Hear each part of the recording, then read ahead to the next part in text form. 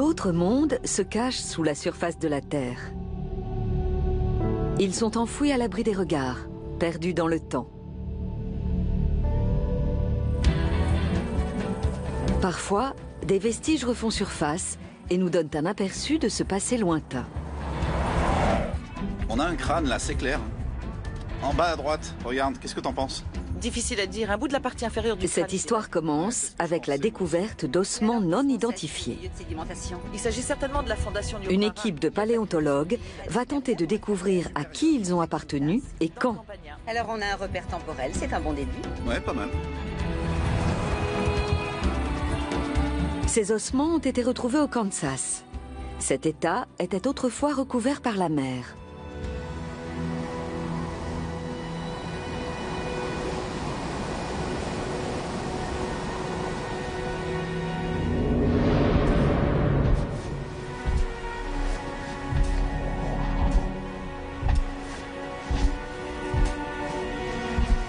C'était il y a 82 millions d'années, au cours de l'ère des dinosaures.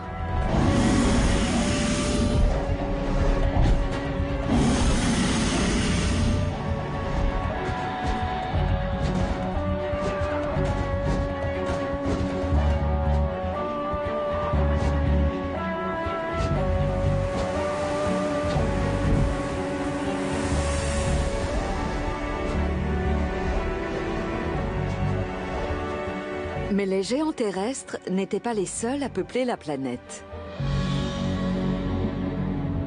D'énormes reptiles, plus incroyables les uns que les autres, régnaient sur le monde aquatique.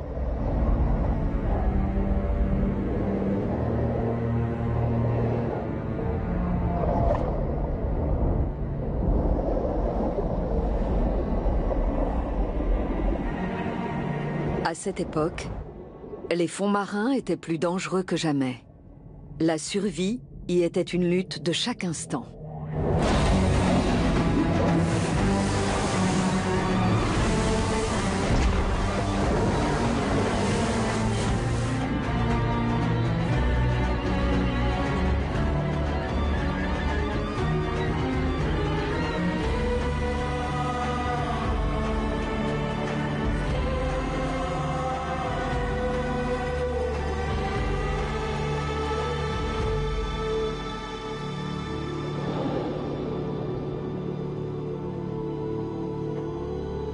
Les grands reptiles marins ont disparu. Et au fil du temps, leur monde a été enseveli.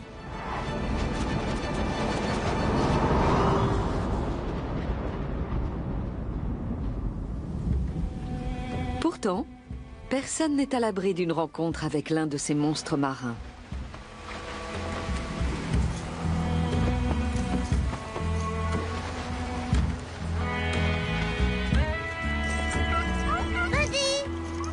Ma chérie, reviens, ma chérie.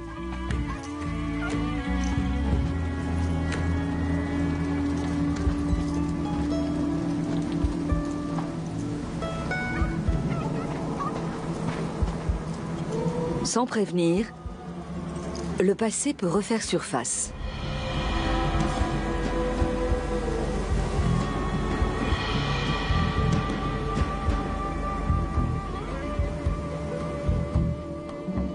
Les paléontologues espèrent trouver bien plus que le fossile d'une créature préhistorique. Ils veulent reconstituer l'histoire de sa vie. Sortez vos outils, on en aura besoin.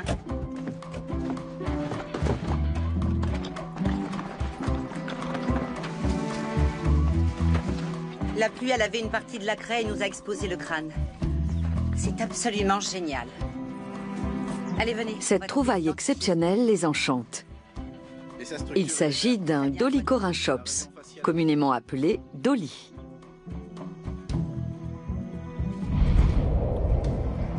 Le Dolly est un reptile marin de la fin du Crétacé. Il est un peu plus gros qu'un dauphin et très bon nageur. Pour retracer l'histoire de ce fossile, les chercheurs vont se servir de tout ce qu'ils savent sur les reptiles marins. Oui, ça ressemble à un Hesperornis. Cela fait des décennies que l'on retrouve et que l'on examine des ossements un peu partout dans le monde. Ouais, les prélèvements qu'on a au laboratoire semblent indiquer la même chose. Grâce aux résultats des recherches, l'équipe va pouvoir déterminer les habitudes de ce dolly ainsi que l'époque à laquelle il vivait.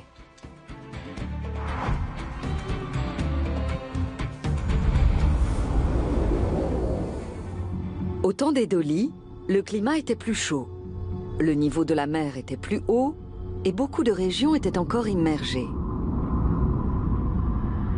A priori, ce dolly vivait dans la vaste mer intérieure qui coupait l'Amérique du Nord en deux. Le continent européen était quant à lui constitué d'une multitude d'îles. Ces eaux et les océans du reste du monde étaient eux aussi peuplés de reptiles marins. Ces espèces ont fini par s'éteindre. Le niveau des eaux est descendu et de grandes étendues de fonds marins ont émergé. Des fossiles préhistoriques sont alors apparus sur tous les continents.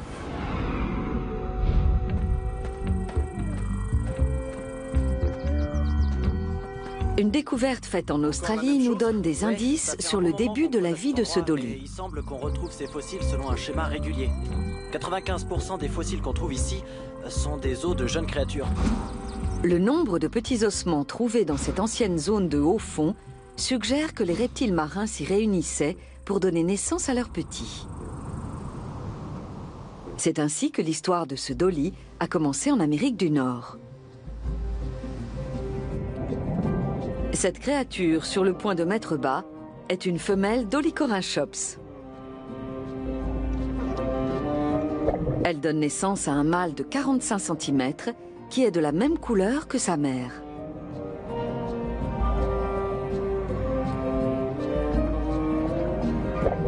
Une femelle plus foncée, avec des taches claires en dessous des yeux, le suit de près. C'est son parcours à elle que nous allons suivre. Les deux petits doivent remonter à la surface pour respirer. Leur instinct les guide dans la minute qui suit leur naissance.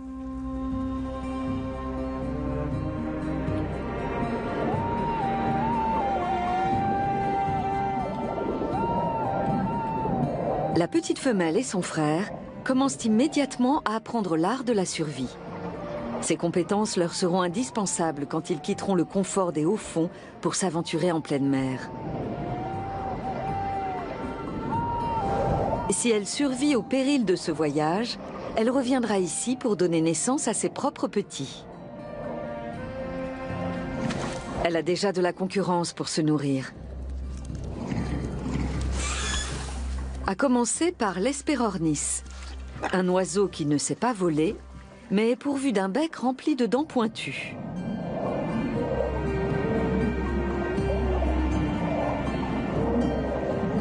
Et voici le Styxosaurus, un lointain cousin des dolly doté d'un cou gigantesque.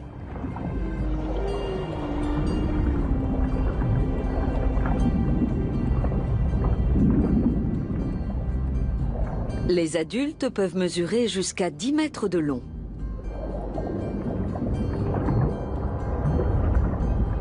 Leur cou fait plus de la moitié de leur taille.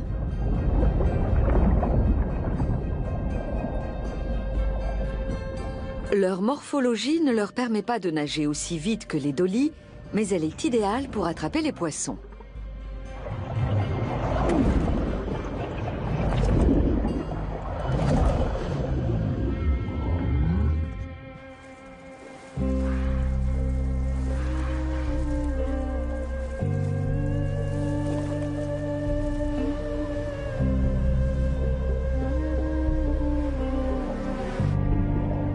Très vite, la petite dolly croise le chemin de créatures qui se déplacent en propulsant des jets d'eau de leurs coquilles. Il s'agit d'ammonites, une espèce commune à l'ère du Crétacé.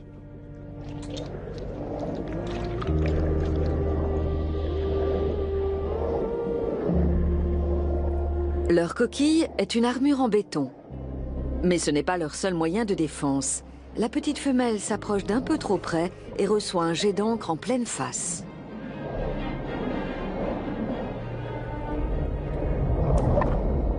Il en faut plus pour effrayer un jeune Platécarpus qui a un petit creux. Les ammonites étaient très nombreuses Il n'est pas rare de tomber sur leurs fossiles, même sur un chantier routier en plein Texas.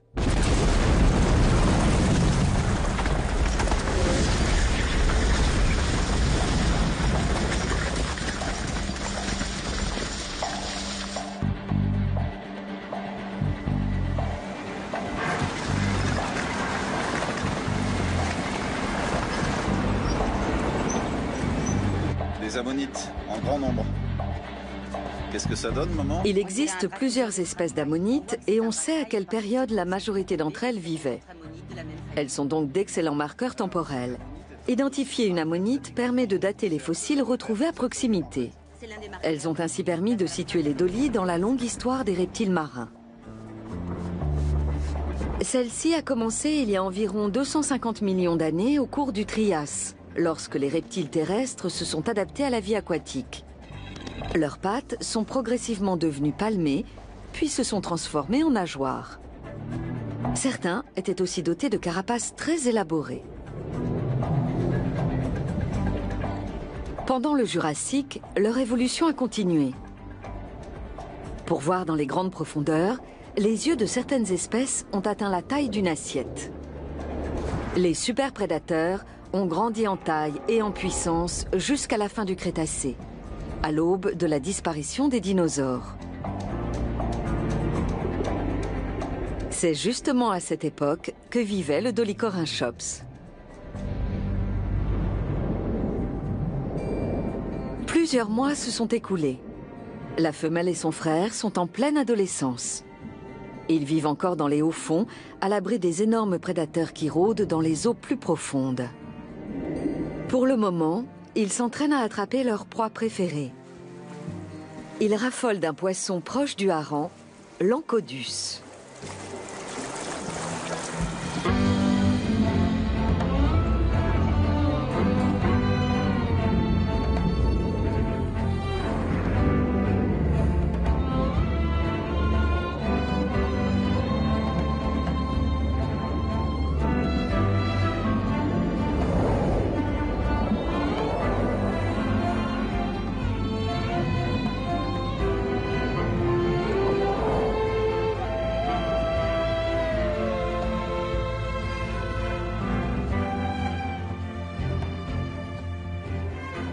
Un beau jour, la vie des dollies prend un tournant décisif. Le changement de saison est sûrement à l'origine de la migration des Ancodus vers les eaux profondes. Les dollies sont contraints de suivre leur principale source de nourriture. La jeune femelle et son frère s'apprêtent à entamer le plus grand voyage de leur vie. Ils quittent les hauts fonds et suivent leur mère vers la voie maritime intérieure de l'Ouest. Sa taille est équivalente à celle de la mer Méditerranée. Sa profondeur n'est que de quelques centaines de mètres. Mais d'énormes prédateurs les y attendent.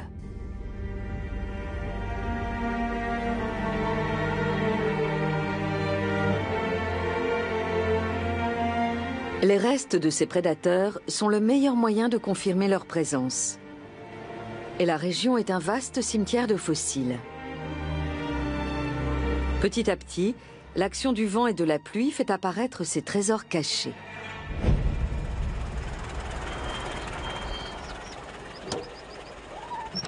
Une remarquable découverte a ainsi été faite par Charles Sternberg et ses fils, les pionniers de la collecte de fossiles dans le Midwest américain. Je l'ai recouvert pour que personne d'autre ne le remarque ni ne l'abîme. Ah, voilà. Vous voyez, le crâne ressemble à celui d'un Tylosaurus, et un gros. Lévi, si tu allais voir si tu peux essayer de trouver sa queue quelque part là-bas. C'est une de ces créatures que les dollies risquent de croiser dans les eaux plus profondes. Le danger y est constant.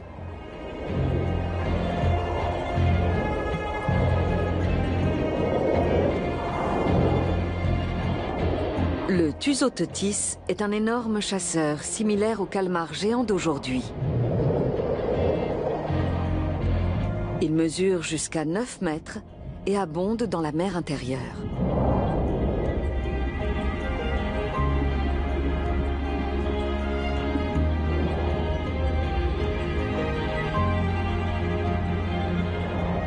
Sa taille dissuade les Platecarpus de s'attaquer à lui. Ces derniers préfèrent se contenter de proies plus faciles.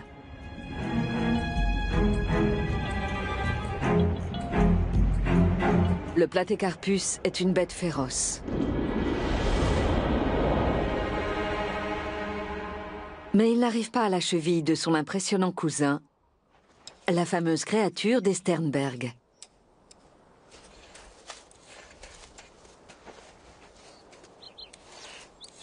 Très peu de prédateurs marins ont atteint le niveau de férocité du reptile qu'ils ont découvert. Je crois que j'ai trouvé des vertèbres de la queue. Ici, j'ai des os de membres inférieurs, la nageoire par exemple. Alors, on a le crâne ici, la nageoire un peu plus loin, et des vertèbres de la queue par là-bas. J'ai l'impression que ce bonhomme est un géant. Ce géant n'avait aucun ennemi.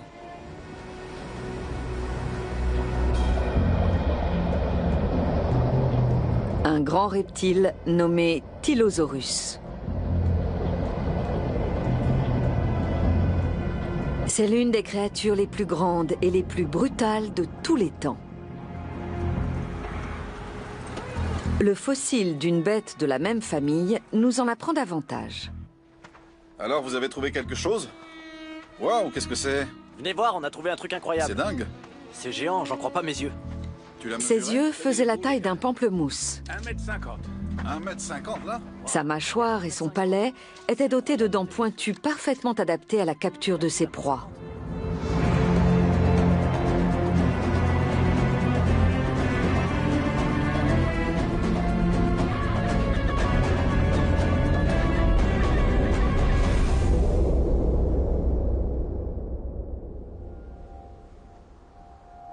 La menace des Tylosaurus est bien réelle. Mais d'autres prédateurs rôdent en plus grand nombre.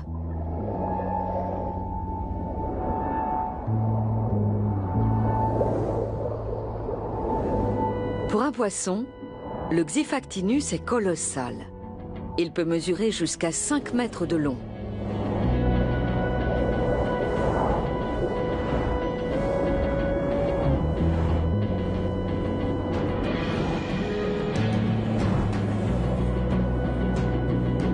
C'est 2 fois la taille de la femelle Dolly. Ce poisson chasseur est capable de tuer en un instant.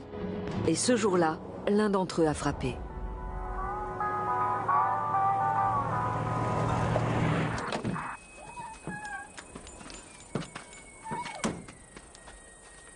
Ce petit bout d'histoire a été reconstitué grâce à un fossile déterré au Kansas par George, le fils de Charles Sternberg. Sternberg? Nous nous sommes parlé au téléphone, je suis journaliste. J'ai beaucoup entendu parler de votre trouvaille. Content que vous soyez venu. Le plaisir est pour moi. On a attrapé un joli poisson. Qu'est-ce que c'est exactement? Vous avez devant vous un Xifactinus de 4 mètres, mais c'est pas tout. Pendant que je creusais pour déterrer le fossile, j'ai remarqué qu'il y avait quelque chose sous ses côtes. D'abord quelques vertèbres, alors j'ai continué à creuser. Il se trouve que c'était un animal tout entier à l'intérieur.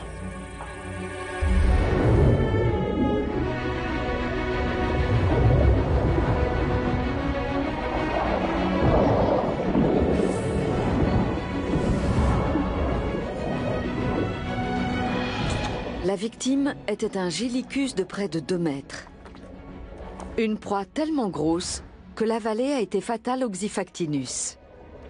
Il faut croire que le péché de gourmandise existait déjà à la préhistoire.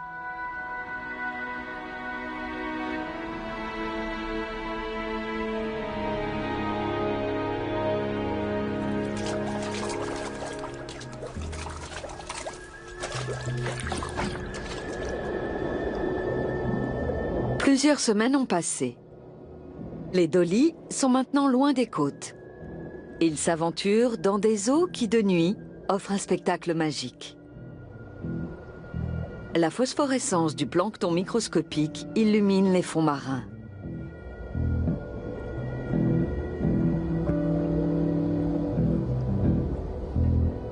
Tapis dans l'ombre, les encodus se reposent. Mais ils ne dorment que d'un œil.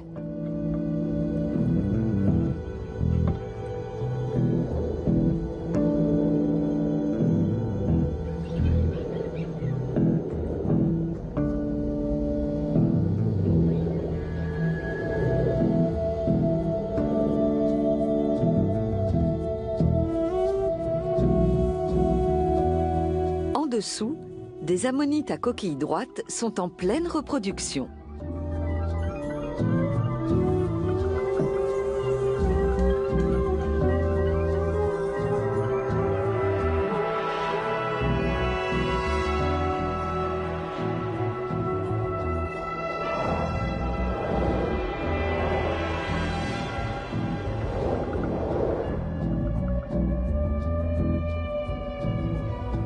Les dollies restent sur leur garde.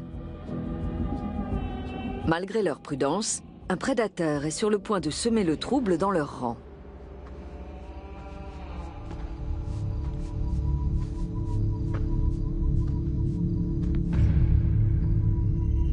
Il y a des centaines de dents de requin ici. Après une longue journée de chasse aux fossiles, 2 collectionneurs amateurs tombent sur une mine de dents de requin.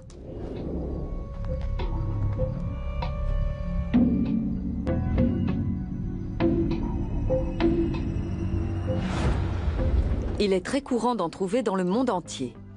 Elle prouve que les requins étaient déjà nombreux à l'époque des monstres marins. Le Cretoxyrina est aussi grand et féroce qu'un requin blanc.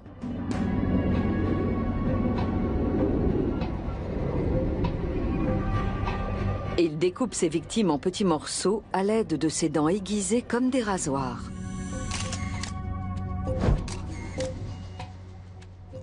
Regardez, on constate de nombreuses traces sur ce crâne. À mon avis, ce sont certainement des marques de morsure. Les requins du Crétacé s'attaquaient même aux plus grands reptiles marins. Vous voyez là? Ces ossements, trouvés dans une carrière néerlandaise, en sont la preuve. Ils portent la marque de leurs dents.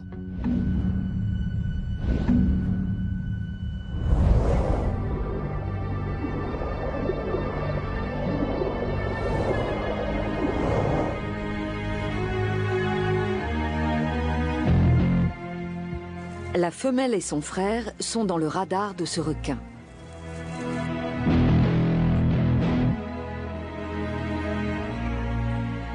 Mais c'est leur mère qui devient sa cible.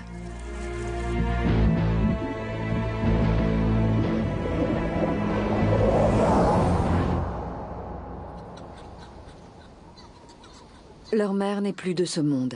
Mais l'attaque n'est pas finie. Un autre requin, plus petit, s'intéresse à la jeune femelle. Elle est blessée. Mais elle survit à ce premier assaut.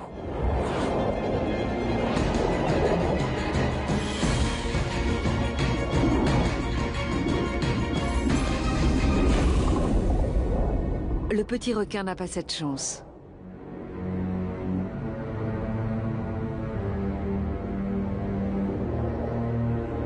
La blessure de la femelle va guérir, mais elle gardera à vie la dent qui s'est logée dans sa nageoire.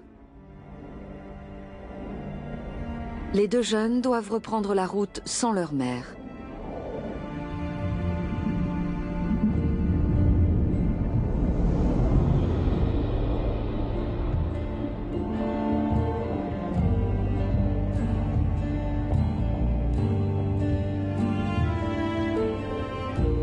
S'ils veulent survivre, ils vont devoir trouver à manger et apprendre à se repérer dans la vaste mer intérieure.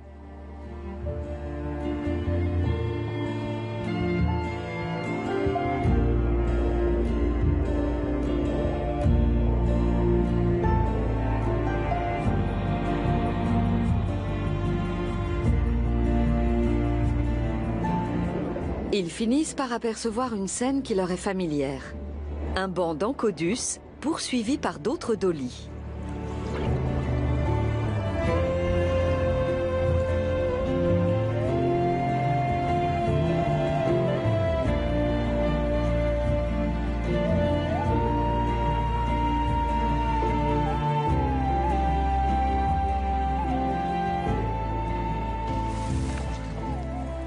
L'Hesperornis est aussi de la partie.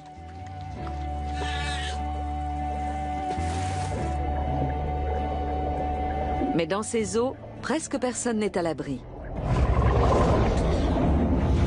Le Tylosaurus dévore tout ce qu'il trouve. Eh ben, il est mort le ventre plein celui-là. Ouais, on dirait un Hesperornis. Aussi grand qu'un pélican, peut-être même plus. Le contenu de l'estomac d'un seul Tylosaurus illustre l'ampleur de leur appétit. Un os de poisson téléostéen d'environ 1 mètre, 1,50 m. Là, on a un os de petit mosasaure, sûrement de la taille d'un alligator. Et on dirait bien qu'il a avalé un requin. Un gros mangeur, celui-là.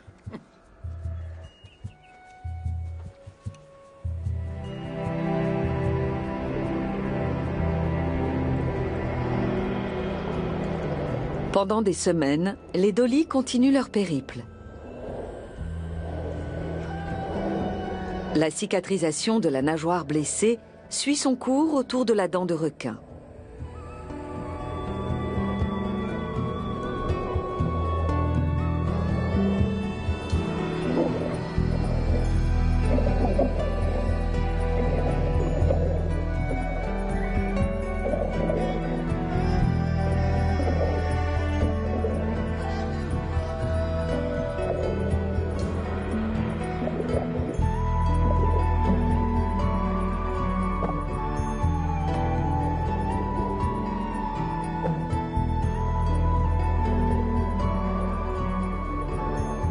La jeune femelle s'éloigne dans l'espoir de déguster un calmar.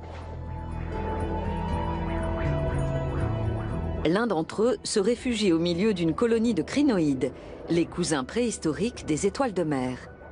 Il est probable qu'un courant les ait délogés du fond de la mer.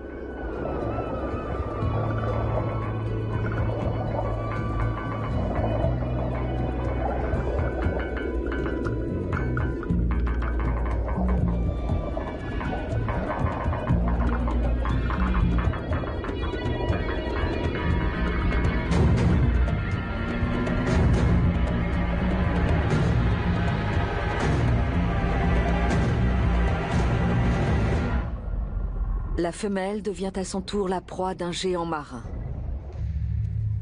Si on rassemble toutes les parties éparpillées du squelette, de la tête à la queue, ça nous fait un spécimen de près de 9 mètres. Oui.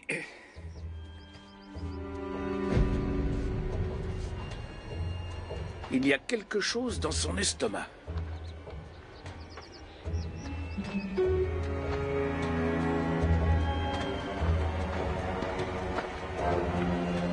Le dernier repas du monstre est logé dans sa cage thoracique.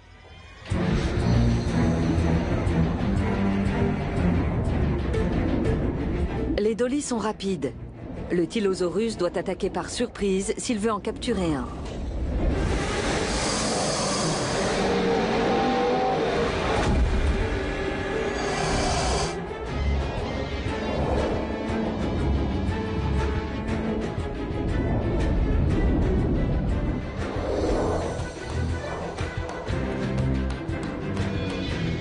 La femelle lui échappe.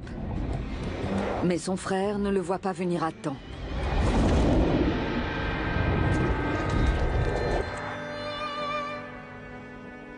Les Sternberg ont découvert les ossements qui témoignent de la rencontre entre ces deux créatures.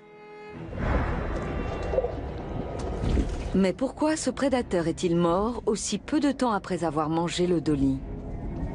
Les Tylosaurus étaient probablement territoriaux et agressifs, y compris entre eux. Un Tylosaurus plus âgé devait se trouver à proximité.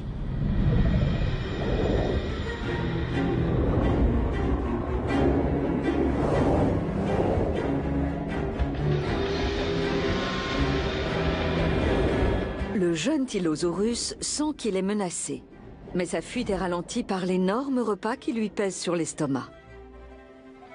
La femelle Dolly n'a plus de soucis à se faire.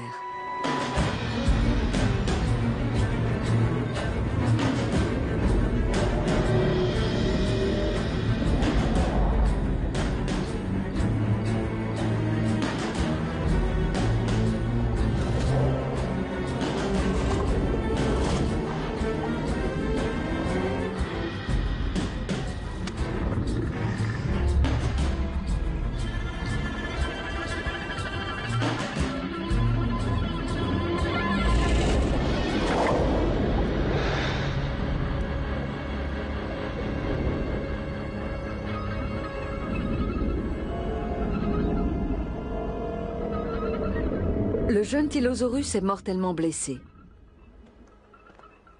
Mais son histoire ne s'arrête pas là. La fin de sa vie est restée gravée dans la pierre. Une dent de requin a été trouvée à côté de lui.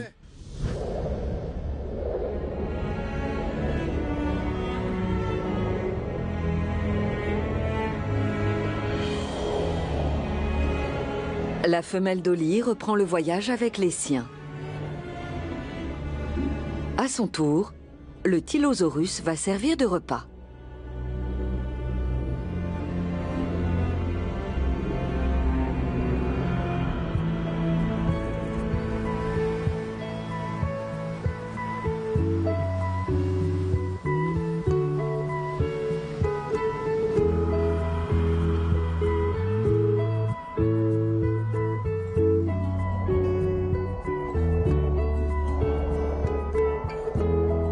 La jeune Dolly a assisté à la mort de sa mère et de son frère, mais elle a survécu.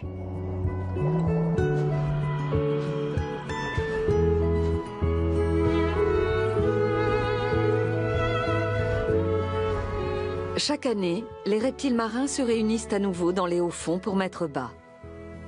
La femelle à la nageoire blessée est parmi eux. Elle a depuis atteint l'âge adulte. Elle est de retour sur le lieu de sa naissance. Quelques saisons plus tard, c'est à son tour de devenir mère. Ses petits vont aussi grandir dans les hauts fonds, jusqu'au jour où ils devront s'aventurer dans la voie maritime intérieure. Jour après jour, mois après mois, la vie suit son cours.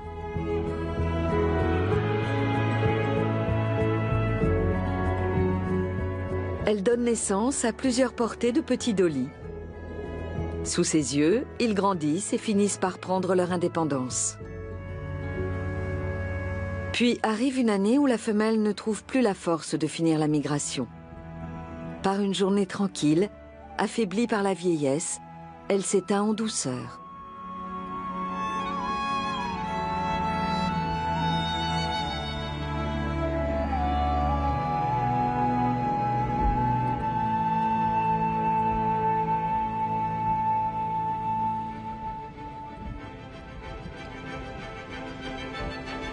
Pendant des millions d'années, les jours et les nuits s'enchaînent alors que sa dépouille gît au fond de l'eau. Tour à tour, le niveau de la mer monte et descend.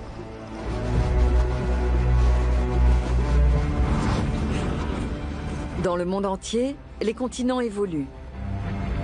L'activité volcanique change la face de la Terre.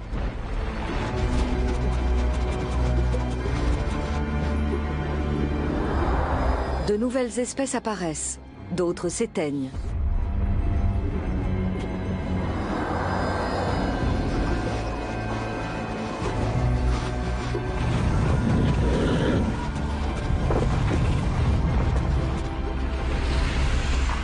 Sous terre, l'action du temps transforme les restes des grands reptiles préhistoriques en pierre.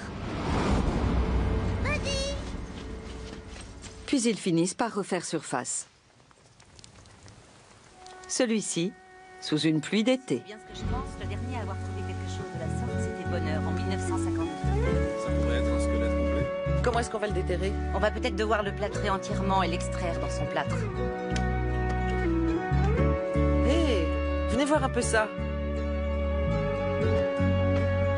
L'une des nageoires arrière de ce spécimen a une particularité étonnante. Une dent de requin est coincée entre ses os.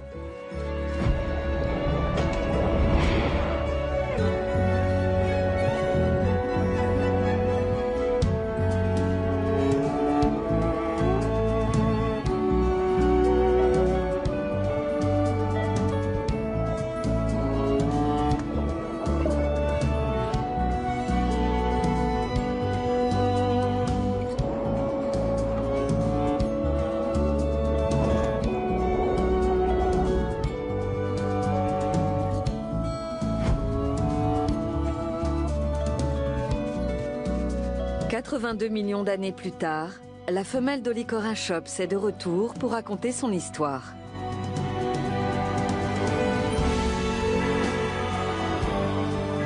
un nombre incalculable d'autres créatures est enfoui dans les couches de la Terre. Elles attendent d'être retrouvées pour raconter à leur tour l'histoire, quand notre monde leur appartenait.